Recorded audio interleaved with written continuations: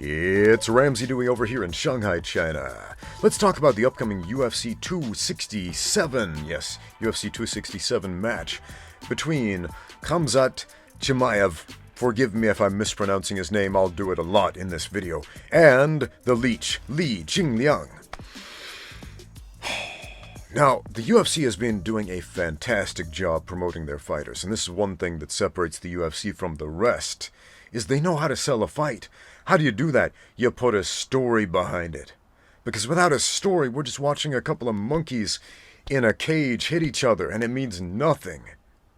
We need a story. We need to know who these guys are, where they come from, what their motivations are, why they're doing what they do, and the UFC does such a phenomenal job as of late of doing that. They put out a great video today on Leech Jingliang and his humble upbringing on a farm in Xinjiang province. A lot of people don't know where he came from, and he starts out this video saying, if it wasn't for fighting, I would be a farmer.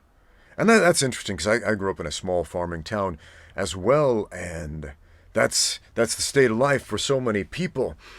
And mixed martial arts has taken my life in a radically different direction, and his too, man. I had the opportunity to spar with the Leech 2 weeks ago at the UFC Performance Institute here in Shanghai, and man, that was cool. That was a really neat experience. Now, I've been following his career for the last 12 years since I've been here in China. I've seen him go from, relative obscurity to being a hometown superstar here in the People's Republic of China. And this is an interesting fight to me because I'm kind of surprised the UFC arranged it. Khamzat Chimaev is a guy that a lot of people are looking at as the second coming of Khabib. He's one of these guys who's currently just starched everyone or out-wrestled everybody, and nobody's had an answer to him. And he's doing pretty well. Everybody, well, not everybody, but a lot of people, I would say the overwhelming majority, seem to be expecting him to win and just trounce Lee the same way that he's trounced everybody else. And some people have been asking my opinion since I've got a little bit of insider information. But at the same time, it's just an opinion. You want to see a great breakdown, great technical breakdown. If you don't follow him already, go check out Dan Hardy, former UFC fighter Dan Hardy turned fight analyst, excellent fight analyst, one of my favorites. He's got a great channel, Full Reptile. He gives a great technical breakdown of the pros and the cons and the technicalities and the numbers and the stats on this fight. It's great. Love Dan Hardy, love his channel. Great stuff. I love what he's done post-UFC, and this is something fighters really need to pay attention to, because your career only lasts so long in the cage, and then you have a whole life after that. So man, make sure you have a retirement plan. So I think this is going to be a more compelling fight than most people give it credit for. But at the same time, like I said, I'm kind of shocked the UFC is allowing this fight to happen, because essentially we have these two guys that represent these huge potential markets.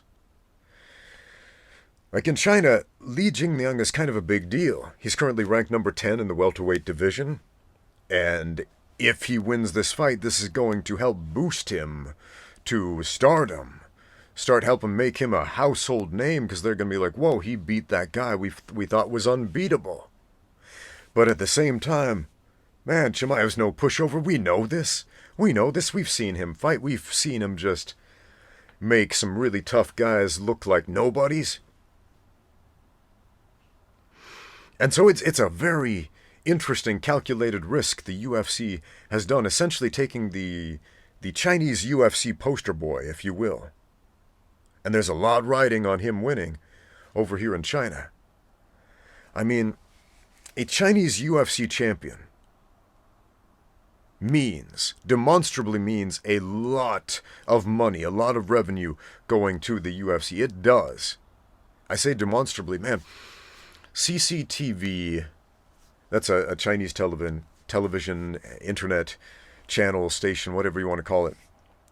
Some time ago, back when the UFC didn't really have a lot of stock in China, they bought from the UFC the rights to replay UFC events on their website.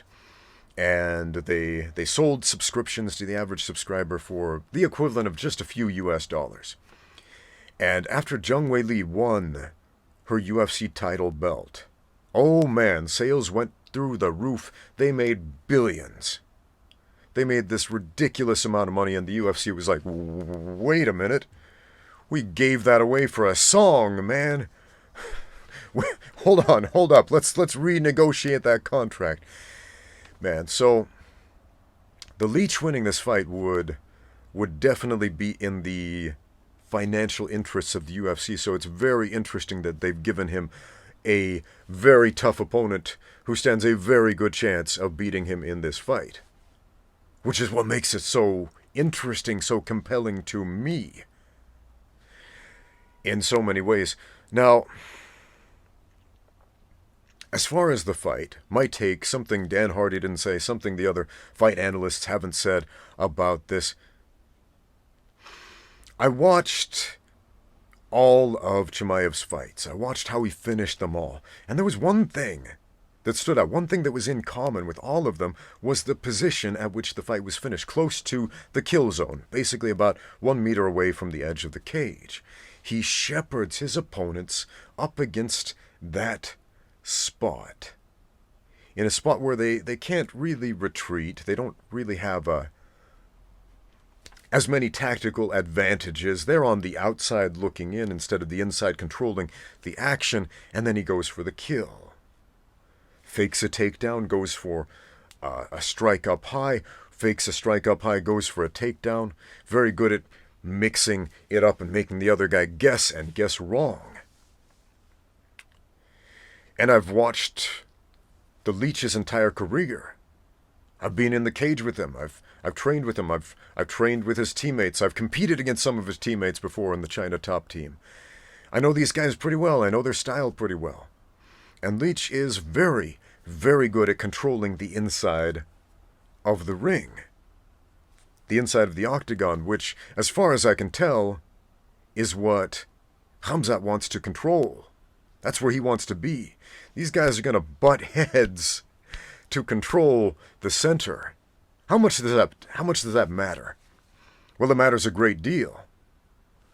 Where you are relative to the other guy is essentially all a fight is.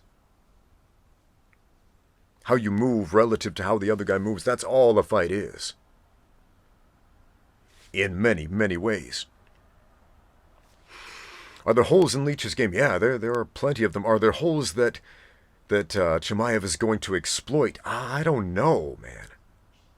I don't know. Most people are saying, well, Chimaev has excellent takedowns and Lee has poor takedown defense. Is that really true, though? Or are we putting people up on pedestals and are we trying to knock people down a peg? I mean, the Leech is not easy to take down. I tried. Believe me, I tried.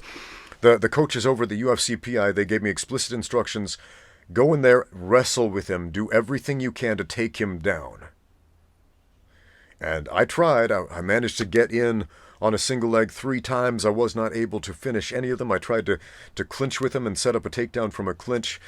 I was not able to stay there. He is very, very good at staying out of a clinch when he doesn't want to be there.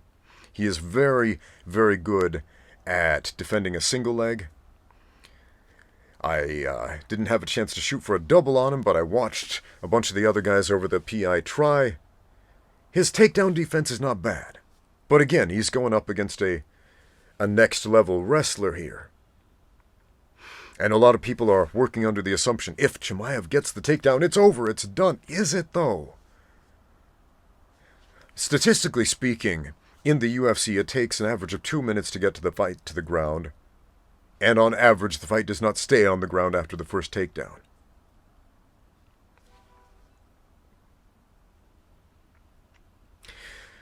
Li Jingliang is a jiu-jitsu black belt. Now, there are levels of jiu-jitsu black belts. There are black belts, and there are black belts, and there are black belts, man. But he's not helpless on the ground, is what I'm trying to say. He's not helpless on the ground. I mean, he's got plans B, C, D, etc. He knows how to work his get-ups. He knows how to work submissions off his back. He knows how to work. Like, I've seen this guy grapple. I've seen him do a lot of work on the ground. He's not helpless. But again, he's going up against this next level type of top player. And that is a legitimate concern we got to address. Right?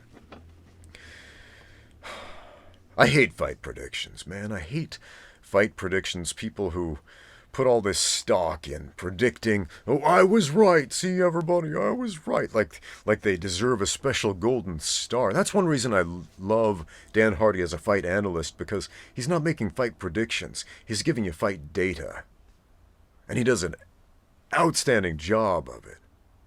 And he might give some opinions, like, in my opinion, I think this will probably happen. But it's not like, mark my words, I am a prophet.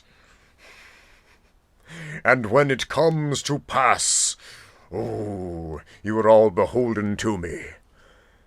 No, man, that's a bunch of nonsense. Now, I don't think... Now, I said before, I was able to get in on a single leg 3 times against Lee, and I did it with some pretty unorthodox tactics. Once I did it from inside the clinch, which is something Chimaev might try to do. And he might have some success with that, but getting inside the clinch with the Leech it's no easy task. The guy is, he's a pretty vicious striker, and he's a pretty accurate one, too. Very good counterpuncher when a guy's trying to get in close. And when you make a mistake, he will make you pay for it. Now, the other 2 setups, I did them from some pretty unorthodox positions.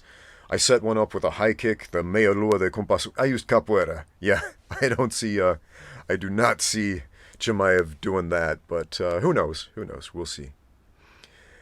And the other one I set up from off my back. I shot in for a takedown. Lee actually threw me to the floor, and I'm on my back for a bit, and I'm thinking about trying a sweep from the ground, and the words of the coaches, wrestle with him, do everything in your power to wrestle him down. I was like, okay, I'll wrestle with him. So from my open guard, I shoot for a single, and I work for that, and he manages to stuff that single leg attempt pretty handily. So here's another thing, man. The Leech is shockingly strong. I watched a few of these videos, like UFC fighters give their predictions, and I don't remember which guy it was. Some dude on the current UFC roster. He's like, you know what? I'm gonna go with the little Asian guy. I'm always going for the underdog. I'm gonna go with the little Asian dude. And that little Asian guy was bigger than the dude who made that statement. I stand 6 feet 1 inches tall, 185 centimeters tall. Lee is listed on paper as 6 feet tall. He's pretty close to my height. I walk around over 200 pounds. Lee is bigger than me. Like, he's got more muscle on his frame than I do. He's not a tiny dude. Yeah, he fights in the welterweight division. He makes a pretty hefty cut to get there, but he's not a tiny guy. He's not a little Asian man. So, yeah, it's kind of funny how people, they want to put people in a box. And I see that so much with these fight predictions. Like, at this point, this video isn't even about fight predictions or fight analysis. It's about the analysis of people making these predictions.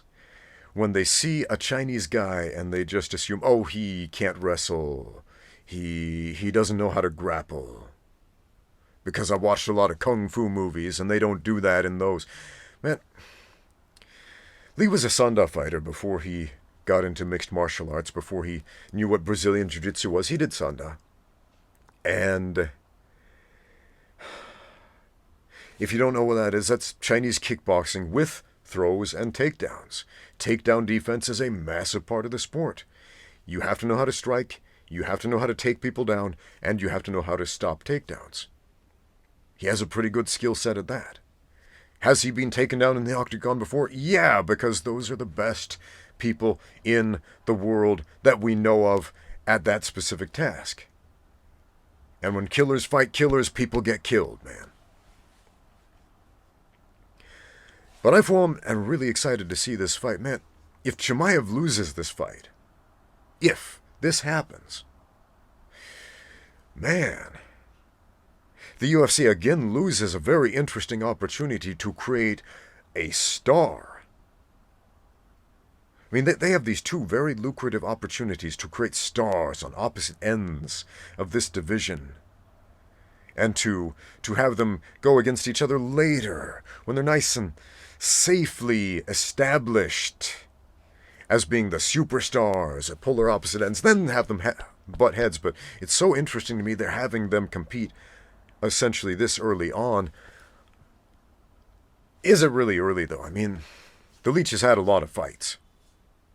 And he's had a lot more than what's recorded on his record. Most Chinese fighters have, man. A lot of these guys have been... Man, they've had their Sanda fights, they've had their kickboxing matches, they've had MMA fights that were never recorded. Man, they didn't even start recording MMA fights in China until fairly recently. Like, people are always looking at my fight record like, who is this weirdo on the internet telling me these things about MMA? Let's see what his MMA record is. Oh, Sherdog says it's 3 wins, 4 losses. Skip. I've had a lot more fights than that, man.